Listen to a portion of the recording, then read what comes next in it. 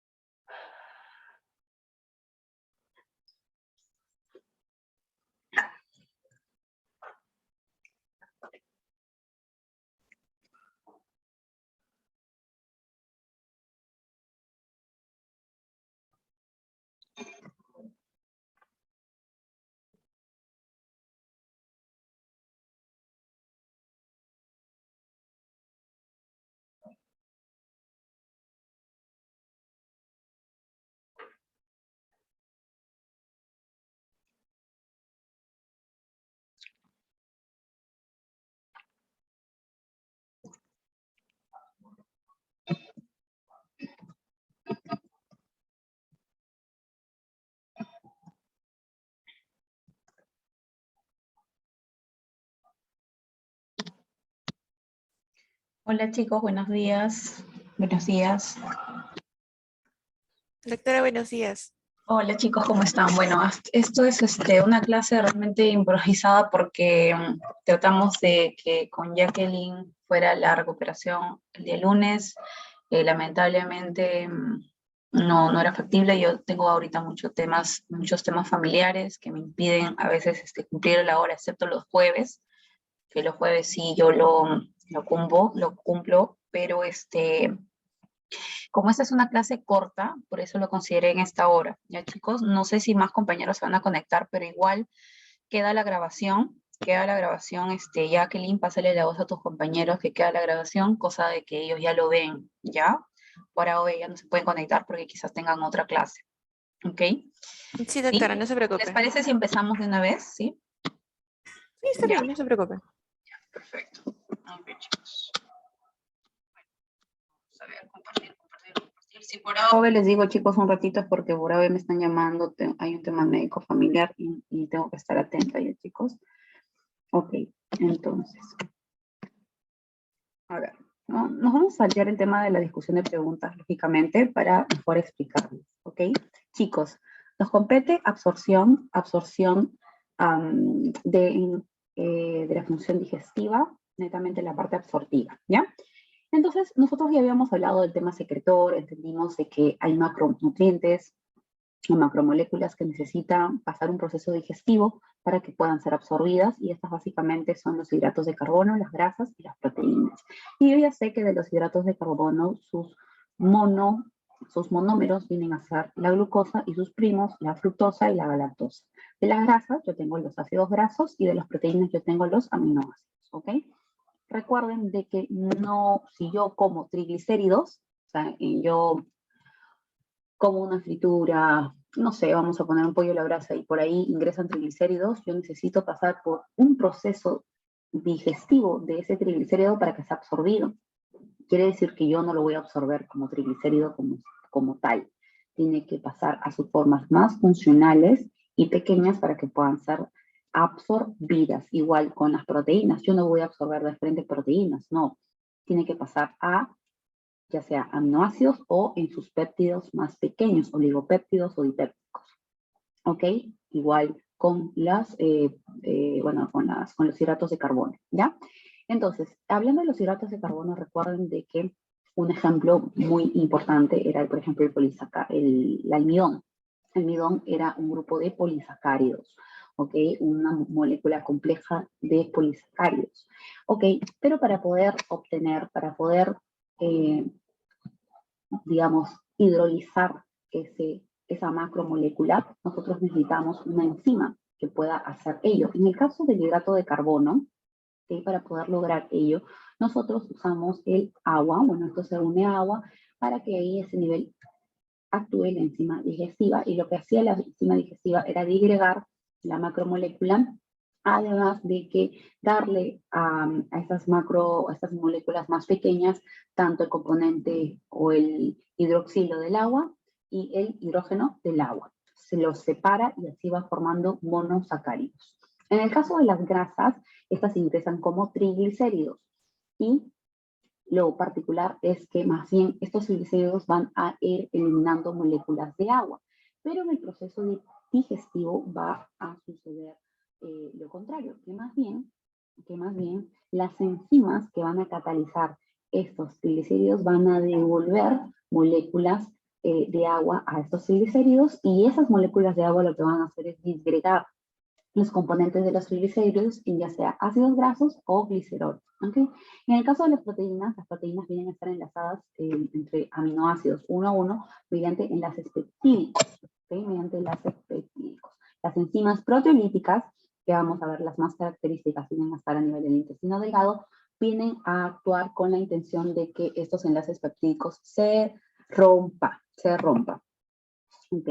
La rompa. Muy bien, tenemos acá el ejemplo del almidón, como les decía. En el caso de hidrato de carbono, recuerdan que el almidón es un grupo de polímeros de glucosa porque su base más funcional, o sea, este es un ejemplo de uno de los componentes del almidón, es la glucosa. Estas bolitas azules son la glucosa. El almidón viene a ser una mezcla de polímeros de glucosa con diferentes cadenas rectas y cadenas ramificadas. Por ejemplo, en este caso, las cadenas rectas se van a denominar amilasa y las moléculas de cadenas ramificadas se llaman amilopectina. Y como pueden ver en la imagen, tenemos una estructura de amilopectina. ¿Ok? La amilopectina va a sufrir, digamos, hidrólisis por medio de la enzima amilasa. Y la idea es de que de esto se obtenga tanto algunos disacáridos como maltosa, maltotriosa y las alfa-dextrinas. Para obtener estos disacáridos o estos polisacáridos, ¿ok? Necesito la acción enzimática, pero la idea es de que finalmente estas sufran pues hidrólisis de sus disacáridos y se obtenga el componente que es la glucosa, ¿ya? Es la glucosa. Recuerden de que cuando se forman disacáridos, o sea, cuando comienzan a haber rupturas del almidón y se obtienen ya pequeñas moléculas, yo voy a obtener de ahí disacáridos. Y los disacáridos más representativos, por ejemplo, son la sucrosa y son la lactosa.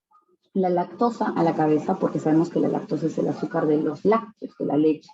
La lactosa es constituida por ¿quiénes? Por la lactosa y por la glucosa, ¿verdad? Mientras que la sucrosa era constituida por la glucosa y la fructosa. ¿Okay? Recuerden de que este proceso es imperativo porque mi intestino no me va a absorber disacáridos, me va a absorber monosacáridos porque son las estructuras justamente de menor tamaño. ¿Ok? De menor tamaño, y esto va a ser absorbido a nivel del enterocito, ¿ya? A nivel del enterocito. ¿Cómo empieza la digestión del almidón? Bueno, esto comienza a nivel de la boca. ¿Tú recuerdas que cuando hablábamos de la digestión, que todo empezaba por la boca porque había una liberación de una enzima que era la alfa-amilasa? ¿Recuerdas? La alfa-amilasa empezaba ya a producir una hidrólisis de enlaces, de esos enlaces que unen a este grupo de polisacáridos. Y eso es a nivel de la boca.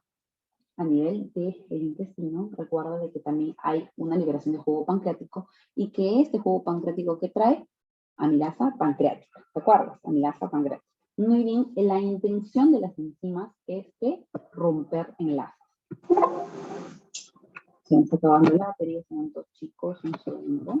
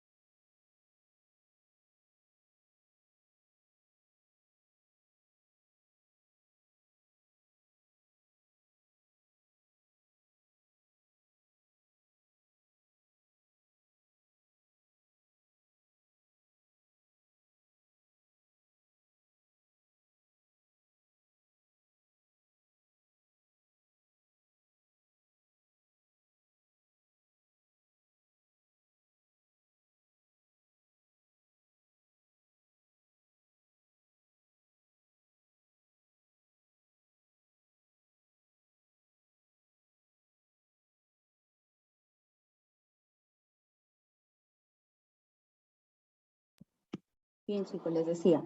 Entonces, la idea era romper los enlaces alfa 1, 4, que vienen a ser los que unen unos a otros todos los componentes de la glucosa, ¿ya? Y bajo ello van a actuar distintos tipos de enzimas. No solamente tenemos, por ejemplo, la enzima sucrosa, ¿ok? No solo tenemos la enzima sucrosa, tenemos la enzima isomaltasa, tenemos la enzima glucomilasa y tenemos la enzima lactasa. Recuerda que la enzima va a depender del sustrato. En este caso que estamos hablando de almidón, tenemos enzimas, por ejemplo, la isomaltasa, ¿ok? Que va a dar como producto la glucosa. Pero, por ejemplo, para la lactosa tenemos la enzima lactasa, que va a obtener de ahí sus componentes glucosa y lactosa, ¿ok? Una vez que ya se obtiene el componente principal, que en este caso puede ser glucosa, lactosa o fructosa, tiene que pasar a ser absorbido por el enterocito, ¿ya? El enterocito.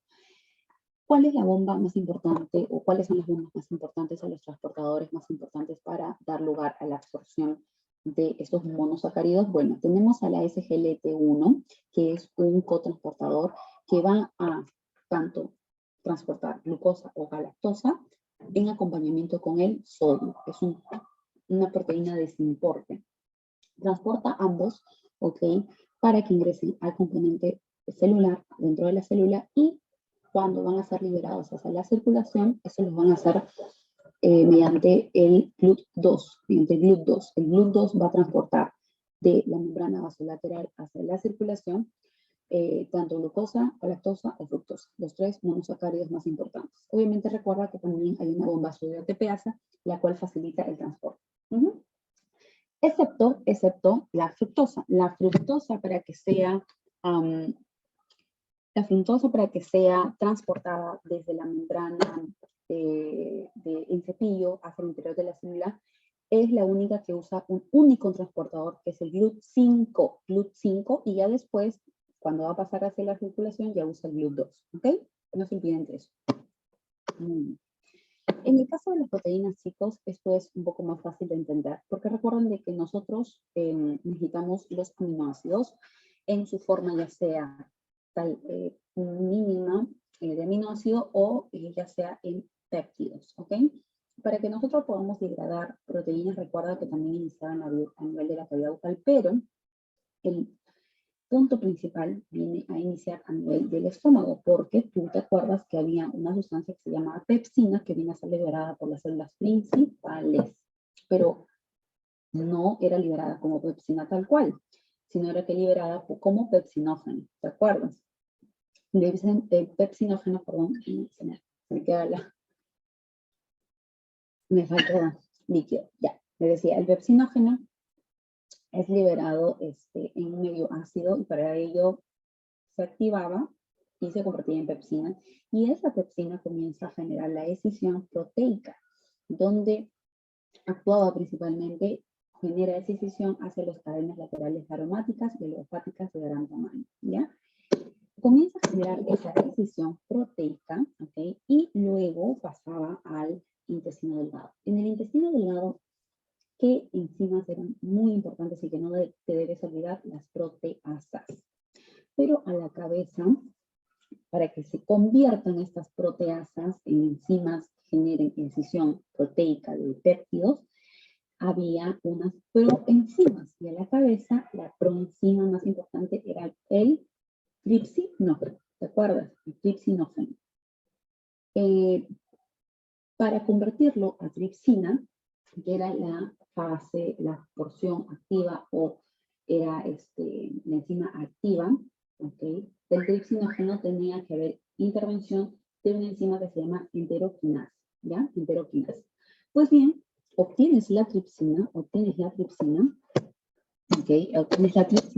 y recuerda que la tripsina es punto de inicio. ¿Por qué? Porque todas mis proenzimas, mi tripsinógeno, mi quimotripsinógeno, mi prolastasa, mi procarbopeptidasa, o mi procarboxipeptidasa A o la B, necesitaban de la tripsina para activarse, ¿te acuerdas? Porque este es el punto de corte. Aquí es el punto donde inicia la tripsina, jala, activa las demás y se vuelven enzimas activas.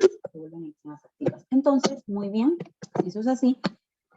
La proteína con acción de la pepsina, el medio ácido, producía tanto proteínas u oligopéptidos. Esos oligopéptidos llegaban a la luz intestinal y por acción principal de la tripsina, que deriva del tripsinógeno, que por acción de la enteroquinasa se produjo en tripsina, puede activar al resto de proenzimas, claro, la elastasa, la procarboxipeptidasa y todo eso, ¿ok? Producía esas enzimas y comenzaba esos oligopéptidos a escindirse, se escinden y forman dipéptidos y tripéptidos. De esos dipéptidos y tripéptidos voy a obtener aminoácidos. Y esos aminoácidos podían, en su forma elemental, ser transportados por proteínas de transporte de la membrana en cepillo del enterocito, ya hablando netamente del proceso absortivo. Pero hay una particularidad, que si es cierto, yo necesito su forma elemental aminoácido para que pase al proceso de absorción, que se absorba, también en el caso de las proteínas es posible que por medio de un transportador denominado PEP1, que está en la membrana en cepillo, se pueda atraer o se pueda hacer ingresar dipéptidos y tripéptidos. Esto es como excepción en el caso de las proteínas. O sea que no necesariamente los aminoácidos solamente podían pasar hacia las células o a ser absorbidas, sino también podían pasar en modo de dipéptidos y tripéptidos. Aquí. Obviamente esto es mediante el transportador PET1. ¿Ok? Muy bien. ¿Qué pasaba cuando ingresaban los dipéptidos y tripéptidos al interior de la célula? Bueno, vienen las peptidasas y esas peptidasas finalmente, por ellas yo obtengo aminoácidos y bueno, estos vienen a ser liberados por medio de la membrana basolateral hacia la circulación. ¿Okay? Hacia la circulación. Muy bien, perfecto. ¿Cómo funciona con los lípidos? Tú sabes que los lípidos, los más característicos, vienen a ser los triglicéridos, pero no son los únicos lípidos de la dieta. También tú tienes lípidos que vienen de la bilis. Recuerda, las sales biliares, ¿ok? Las sales biliares de la cabeza. Pero también tienes otros oligoelementos o también tienes otras vitaminas que vienen de la dieta. Las vitaminas liposolubles. ¿Cuáles son? ADEC. No te olvides de esa nomenclatura. ADEC. Vitamina A, vitamina D, vitamina E, vitamina K, que son nutrientes esenciales, ¿ok? ¿Cómo inicia la digestión de los lípidos? Bueno, obviamente todo inicia en la cavidad bucal porque hay una lipasa lingual, pero finalmente eso va al estómago, donde hay también un proceso pequeño de digestión de grasas y donde viene la parte más importante, como siempre es en el intestino delgado. ¿Por qué? Pero obviamente va a depender también de la acción del estómago, porque en el estómago recuerda que hay una trituración, hay una mezcla. Yo necesito una adecuada mezcla de esas grasas para que pueda en el intestino formarse un proceso denominado emulsificación de las grasas, en donde va a intervenir la bilis, en donde va a intervenir el jugo pancreático, que tú sabes que cuando llega el bolo alimenticio vienen a ser liberados. ¿Ok? Perfecto. Perfecto, entonces todo inicia en la lipasa lingual, estas vienen a ser liberadas conjuntamente con la saliva. Hay una digestión mínima, pequeña, de triglicéridos a nivel de la cavidad bucal, pero cuando ya está en el estómago, estas partículas de grasa van a ser digeridas por la lipasa gástrica. La lipasa gástrica viene a ser producida por las células principales. Acuérdate que había las células principales, triple P, las células principales producían pepsinógeno, ¿te acuerdas? Esas células también producen lipasa gástrica. Y la lipasa gástrica se adhiere a hacer molécula de grasa y comienza a hidrolizar. Tú sabes que en los triglicéridos hay glicerol y hay ácidos grasos. Entonces comienzan a liberar glicéridos y también ácidos grasos libres. Recuerda que la lipasa gástrica es importante. Comienzas a producir una hidrólisis de las proteínas, de las grasas, pero no es una hidrólisis completa porque hay un segmento de los triglicéridos que es la segunda porción del éster, ¿okay? La segunda porción del éster, la primera y la segunda también, que no es capaz de hidrolizar, no es capaz de romper. Entonces, con esos con esas áreas, con esas zonas, con esas uniones, estas moléculas van a pasar hacia el intestino delgado, ¿ya? Y además, recuerda de que también existe muy poca destrucción a nivel, no solamente de la segunda posición del éster, de los triglicéridos, sino también a nivel de los ésteres de colesterol y los ésteres de las vitaminas, ¿ya? Ésteres de las vitaminas liposolubles, obviamente. Bien, pasó al intestino delgado. Pasó al intestino delgado y recuerda de que aquí va a haber un proceso que se llama emulsificación. Recuerda que yo, no les digo a ustedes, pero tú has visto los desmaquillantes que usamos a veces para sacarnos el maquillaje de la cara, en fin. Esos desmaquillantes vienen en forma, han visto que por ahí dice bifásico, ¿no? Desmaquillante bifásico. Y cuando tú lo mueves, como que se generan burbujitas arriba, ¿no? ¿Sí? Entonces, ¿qué pasa? Lo que pasa es de que cuando hablamos de emulsificación, es que esas macromoléculas de grasa deben volverse micromoléculas. La idea es reducir el tamaño de esos glóbulos de lípidos, ¿ok? Con acción enzimática. Pero recuerda que la grasa tiene tanto un lado que le gusta, o sea, que le gusta el agua, pero un lado que no le gusta el agua. Por tanto, tiene un lado hidrofílico y un lado hidrófobo. Hidrófobo, fobia al agua. Hidrofílico, me gusta el agua. Y todo esto lo facilita la primera digestión que va a pasar los lípidos a nivel del estómago, en donde va a haber una mezcla de grasa, ¿ok? Con todo el producto digestivo, ¿ok? Luego ya a nivel del intestino se va a chocar con la bilis y se va a chocar con el jugo pancreático. Recuerda que la bilis tiene también sus propios componentes, entre los cuales destacan las sales biliares. Destacan las sales biliares y tanto las sales biliares como los fosfolípidos de la bilis, como los ácidos grasos libres, como el colesterol, también tienen zonas que les va a gustar tanto el área hidrofílica como el área hidrofóbica. Cada uno va a tener una zona de predilección, ¿ok? Por ejemplo, en el caso de las sales biliares hay regiones de estas, y también de la lecitina, que también está en la bilis, que van a ser solubles en el agua. Y hay otras zonas que no van a ser tanto en el agua, pero sí en la grasa. Entonces, como se forma todo este componente micelar, donde va a intervenir no solamente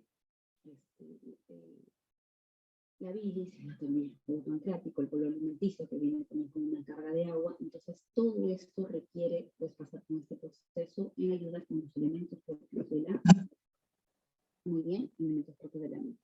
Entonces, cuando ya logro emulsionar una grasa, yo voy a, de la macromolécula que era, lo voy a volver micromolécula, lo voy a volver en un tamaño pequeño. De esa manera también aumenta la superficie total de el que estoy trabajando, y eso también ayuda al proceso absortivo, ¿ya? El proceso absortivo. ¿Ok? El jugo pancreático tiene sus tres enzimas principales que van a coadyuvar en el proceso de digestión de grasas. 1 es la lipasa pancreática, 2 es la fosfolipasa 2 y 3 es la esterasa de colesterol. Recuerda de que el término ASA no es por las puras, sino es porque quiere decir enzima, ¿ya? Quiere decir enzima. Muy bien. En caso de la lipasa pancreática, justamente, ¿te acuerdas que anteriormente la lipasa gástrica no era capaz de hidrolizar la posición 2 de los triglicéridos? Pues la lipasa pancreática lo va a hacer. Va a hidrolizar tanto las posiciones 1 y 2 de los triglicéridos. Y de cierta manera, para que pueda actuar, como puedes ver acá, esta es la lipasa, esta es una imagen de la lipasa, pero para que pueda actuar y cortar e hidrolizar esas posiciones 1 y 2, necesita de un cofactor que se llama la colipasa. Es decir, que yo necesito que venga mi colipasita para poder hacer mi efecto de hidrolización, ¿ya? De hidrolización. Es una molécula puente, ayuda a que ancle la lipasa sobre la zona actual, en la gota lipídica, en la superficie de la gota lipídica, y genere su acción. En el caso de la fosfolipasa 2, ok, la fosfolipasa A2 es una enzima que va a actuar sobre la, tú sabes que fosfolípidos, ¿dónde hay? En la membrana plasmática de las células, ¿no? ¿Okay?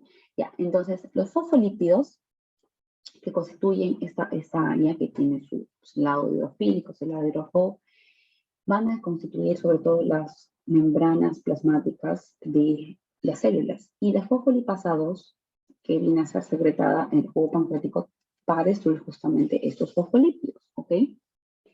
Pero recuerda que la fosfolipasa 2 en la membrana plasmática, en los fosfolípidos de la membrana plasmática, da lugar a una cascada que depende del ácido araquidónico. Y tú te acuerdas de que hay antiinflamatorios como el ibuprofeno, como el naproxeno, como el diclofenaco, ¿sí? Que tienen acción de antiinflamatorios no esteroideos, que la finalidad es poder inhibir una cascada, que justamente es la cascada que va a depender en el ácido araquidónico de la ciclooxigenasa. Para que el ácido araquidónico dé lugar a estas dos cascadas, va a depender de que si hay acción de las enzimas de ciclooxigenasa o de la lipoxigenasa.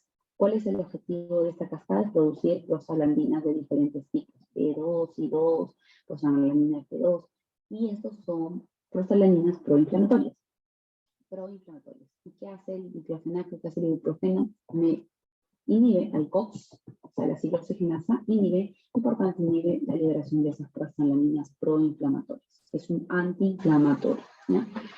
Y en el caso de la esterasa de colesterol, va a romper tanto los ésteres de colesterol, pero también los ésteres de vitaminas liposolubles y también de los triglicéridos, ¿no? Y también de los triglicéridos. Muy bien, entonces como pueden ver acá, en esta imagen viene el glóbulo de grasa, el macromolécula de grasa, hay un proceso de emulsión en donde intervienen, ¿qué cosa? Las sales biliares, intervienen la fosfolipasa, la lecitina, ¿ok? Y comienza a haber el proceso de liberación tanto de ácidos grasos libres, monoglicéridos, ¿ok? La acción de la lipasa pancreática, y obviamente esto viene a pasar un proceso de absorción cuando ya esté en modo de ácidos grasos libres o de monoglicéridos. Hay un detalle acá, chicos. Entonces, recuerda de que la idea es obtener ácidos grasos libres o monoglicéridos para poder difundirse hacia el interior celular y pasar el proceso de absorción, una vez que ya se pasó todo el proceso de emulsificación de las grasas, de los triglicéridos. Entonces, ¿qué pasa? Entonces, cuando ingresa el ácido graso o el monoglicérido al interior celular, lo que pasa es que el retículo endoplasmático de la célula va a captarlo y va a comenzar a unirlo, a estructurar nuevamente esos productos que han venido del proceso absortivo, y algunos de ellos van a formarse nuevamente en modo de triglicéridos, nuevamente en modo de fosfolípidos, nuevamente en modo de colesterol. ¿Pero por qué? Porque lo que pasa es que esos productos van a ser, conjuntamente con un componente proteico, ser liberado en modo de kilomicrones. En modo de kilomicrones, perdón. Van a ser liberados en modo de kilomicrones, que básicamente vienen a estar formados por los lípidos resintetizados, y estos, al ser liberados hacia la circulación sanguínea, ¿hacia dónde se deben dirigir? En realidad el objetivo es que se dirijan hacia la circulación linfática. De esa manera van a evitar pasar por circulación hepática y finalmente dirigiéndose hacia la linfa, evitan ese proceso de dirigirse hacia el hígado. Ese es el proceso de la formación de los kilomicrones, ¿ya? Kilomicrones. Muy bien. Muy bien, chicos. Entonces, en el intestino, ya hablando, pasando el área de la absorción de los macronutrientes, el intestino delgado tiene componentes que aumentan su superficie de absorción, ¿ya? Tú sabes que tú tienes aquí en tus células enterocitos, tienes microvellosidades, pero a su vez también tienes vellosidades, ¿ok? Vellosidades. Y también tienes unas válvulas coniventes, o sea, unos pliegues que se forman y que aumentarían la capacidad absortiva. Y esas válvulas también se denominan los pliegues de Kerr, ¿ok? La cantidad de líquido que se puede absorber en el intestino viene a estar formado por lo que tú ingieres, que diariamente puede ser aproximadamente 1.5 litros aproximadamente, más todo lo que involucra las secreciones gastrointestinales, porque tú liberas bilis, tú liberas jugo pancreático, tú liberas ácido clorhídrico, jugo gástrico, y todo eso hace un total de aproximadamente 7 litros, que a nivel del intestino finalmente se van a absorber aproximadamente 1.5 litros, ¿ok? En el intestino delgado, y otro porcentaje, aproximadamente de 1.5 litros pasará hacia el intestino grueso, El estómago podrá absorber, bueno, yo sé que el estómago no tiene esas microvellosidades, no tiene vellosidades ni tiene válvulas conviventes. En ningún momento hemos mencionado eso. En realidad, por eso es que la capacidad de absorción del estómago es mínima. Pero no es que no pueda absorber. En realidad, algunos medicamentos y el alcohol podría ser absorbido desde el estómago, ¿ya? Y eso también lo hace porque por la forma de su epitelio y de las uniones intercelulares que tiene unas a otras. En conclusión, los pliegues de carne y las válvulas conviventes o los pliegues de carne, las vellosidades y las microvellosidades van a aumentar la superficie de absorción del intestino delgado hasta más de 1000 veces, Imagínate, y solo te estoy mostrando esta área, esta fotito, imagínate de lo largo que es el intestino delgado, cuántas vellosidades, cuántas microvellosidades y cuántas válvulas conviventes tiene el intestino delgado, un montón. Por tanto, es que se triplica la capacidad absortiva del intestino delgado, y ahora entiendo por qué, si hay algún problema o patología intestinal, pueden haber problemas malabsortivos de absorción, ¿ok? De absorción. Muy bien. Cada borde en cepillo, chicos, o cada epitelio del intestino delgado, todo el epitelio del intestino delgado está cubierto de una membrana en cepillo o borde en cepillo, que está constado por aproximadamente 1000 microvellosidades, ¿ok? O sea, toda esta área de borde en cepillo viene a cubrir el epitelio intestinal. Entonces, en conclusión, lo que vamos a producir es, vamos a absorber es aprox 100 gramos de grasa, 50-100 gramos de aminoácidos, 50-100 gramos de iones, de 7-8 litros de agua, que me llega aproximadamente todo lo que se produce en los jugos pancreáticos, eso es lo que se absorberá. O sea, es el punto en donde mayor absorción habrá a nivel del tubo digestivo. Si bien es cierto, en el intestino grueso también hay capacidad de absorción, porque obviamente todo esto que te estoy hablando es con la finalidad de obtener el bolo fecal, también va a absorber agua y también va a absorber iones, pero nutrientes, la verdad, muy pocos, principalmente en el intestino delgado. ¿Y cómo es que absorbe el intestino delgado los iones? ¿Cómo es que absorbe el agua? Bueno, tú te acuerdas que hay un proceso que se llama ósmosis, ¿verdad? ¿Ok? ¿Te acuerdas?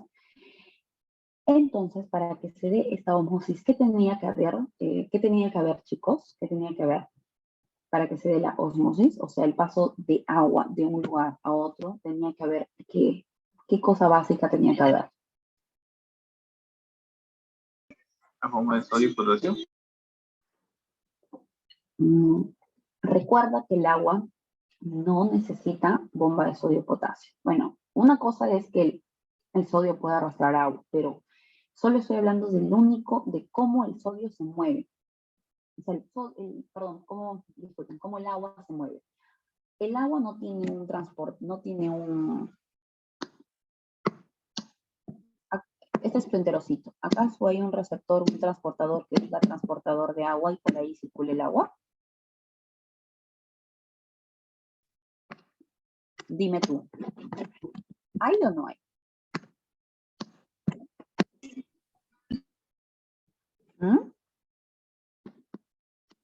¿Hay o no hay? No hay, chicos, no hay un transportador en tu membrana que diga, ok, con esto va a entrar el agua. No, el agua se transporta por un proceso que se llama difusión. Difusión, en donde no necesita un transportador exclusivo. Te estoy hablando solo del agua. Lo único que necesita el agua es un proceso, o mejor dicho, un gradiente de soluciones o de solutos. ¿Tú te acuerdas que en tu experimento te hacían poner, ¿te acuerdas en tu experimento de bioquímica o biología? Que te hacían poner en una zona donde había más solutos y en otra zona menos solutos, ¿te acuerdas? ¿Y el agua de dónde a dónde iba? ¿Cuál era la dirección del agua?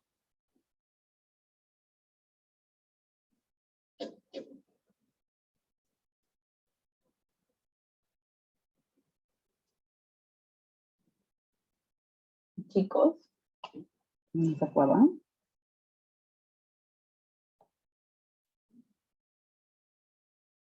¿Nadie? Digan no sé, aunque sea.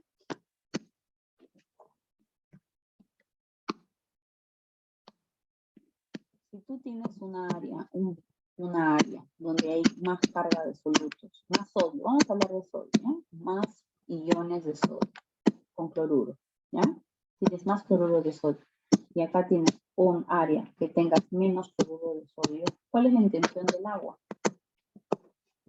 Acá está más concentrado y acá está menos concentrado. ¿Cuál es la intención del agua? Equiparar, ¿ya? ¿Y el agua hacia dónde se dirigiría?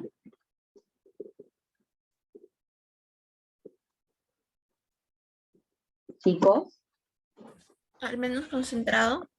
el agua necesita transportarse, necesita equilibrar. El agua necesita equilibrar la concentración y tiene que transportarse hacia donde haya más concentración. Entonces, quiero equilibrar. Y si está muy concentrado, si tu jugo de maracuyá está muy concentrado, ¿qué le haces? ¿Qué le echas? Se añade agua. Le añades agua. Es igual. En el caso de la ósmosis también trata de equilibrar eso. Trata de que en los lugares más concentrados se diluye. Es igual, entonces se transporta. El transporte de agua es por ósmosis. ¿Ya? Por ósmosis. En el caso del sodio sí necesitas su cotransportador. Si necesitas su transportador, tú ya sabes de excelencia que el transportador más importante del sodio es la bomba de sodio potasio ATP-ASA. La bomba de sodio potasio ATP-ASA. Entonces, el sodio, chicos, el sodio, así como se necesita de la bomba sodio-potasio para que trabaje a baja energía, necesita también otros transportadores para poder ingresar y también ayuda el sodio y se cotransporta con otros elementos de la absorción. Por ejemplo, los aminoácidos, la glucosa, como puede ser acá, ¿ya? Y también se intercambia el sodio con los hidrogeniones, ¿ya? Entonces no te olvides que hay un cotransportador de sodio y glucosa y cotransportador de sodio aminoácidos y también una bomba que intercambia el sodio con los hidrogeniones, ¿ya? Bomba de sodio con los hidrogeniones. Bien, chicos. Entonces, no se olviden que la osmosis del agua va a depender de las zonas de más concentración, de menos concentración, y que el agua puede transportarse necesariamente, puede ser así, paracelular o transcelular, o sea, al costado, por el costado de las células o entre las células, ¿ya? Entre las células. Recuerda que también la aldosterona tiene cierta función a nivel intestinal, porque tú sabes que la aldosterona, el objetivo es poder absorber sodio y agua. Entonces, cuando estás deshidratado, vas a liberar aldosterona para que no pierdas suficiente sodio y suficiente agua. Y justamente eso también puede repercutir en el tema absortivo intestinal, ¿ok? Aumentando la absorción tanto del trabajo del sodio como del agua de manera secundaria, ¿ya? Muy bien, chicos. En el intestino grueso, la principal función es que del 1.5 litros que llega al intestino grueso, yo tengo que ir absorbiendo esa cantidad de líquido, porque tus heces normalmente no salen agua, salen unas heces sólidas, heces formadas, y para eso necesito absorber agua y algunos iones y electrolitos a lo largo del curso del colon, ¿ya? Entonces, tú solamente del 1.5 litros que ingresa, okay, el colon, tú vas a secretar o excretar o eliminar heces aproximadamente 100 a máximo 100, 150, máximo 200 mililitros en heces o aproximadamente, ¿ya? Recuerda que casi la absorción mayoritaria de esta agua en el intestino grueso va a ser en la mitad proximal, en la mitad más cercana al intestino delgado. Por eso es que esa parte se denomina colon absorbente. Y esto también va a depender incluso del tiempo. Mientras más tiempo, si un paciente estreñido está más tiempo ahí con las heces, con un tránsito lento, desplazamiento lento de las heces, va a haber incluso más absorción de agua. Y por eso es que los pacientes constipados o estreñidos crónicos tienen heces secas, porque se absorbió más cantidad de agua de la que debería y no salió ya consistente, las heces salieron secas, ¿ok? Perfecto. También el colon tiene capacidad de absorber de manera activa electrolitos, o por ejemplo el cloruro de sodio, ¿ok? El cloruro de sodio. Y en el caso de las uniones de las células del intestino grueso, estas vienen a ser uniones estrechas que son muy más estrechas que en el caso del intestino delgado. Eso le da la capacidad de absorber lo necesario en agua y lo necesario en iones, pero no micronutrientes, recuerda eso, ¿ya? ¿Cuánto es la capacidad de absorción aprox del intestino grueso? Es de aproximadamente 5 a 8 litros de líquido y de electrolitos al día, ¿ya? ¿Y qué pasa cuando esa capacidad se supera? O sea, por ejemplo, yo no solamente tengo 5 o 8 litros de líquido y electrolitos al día, sino tengo mucho más, me puede dar diarrea. Un segundito.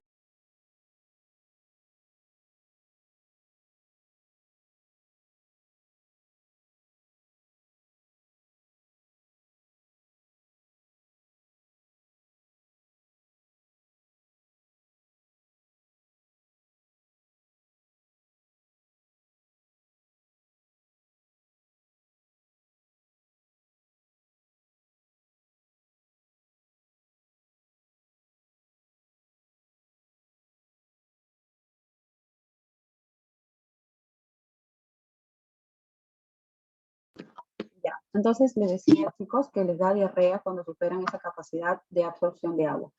Chicos, ¿nosotros tenemos en el colon bacterias, microorganismos?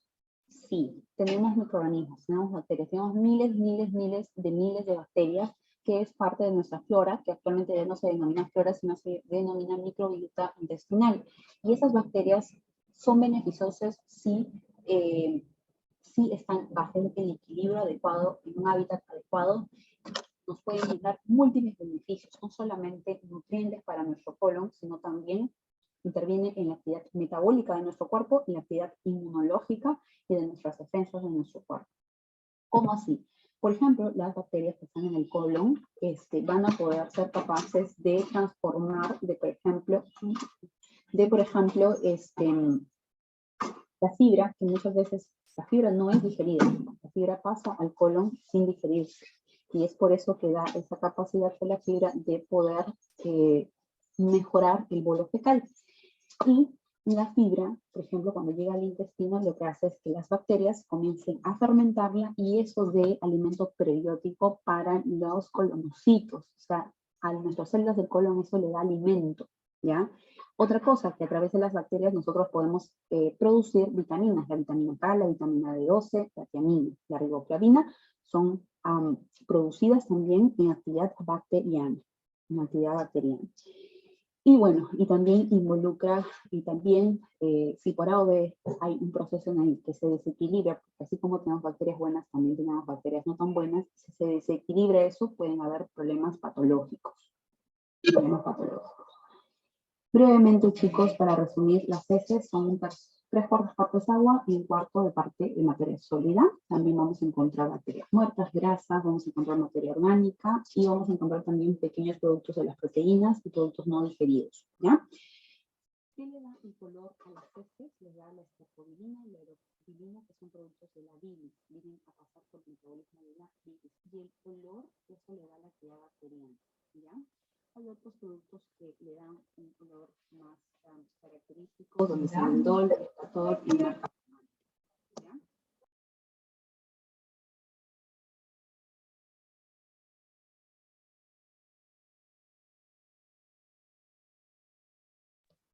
Muy bien, chicos.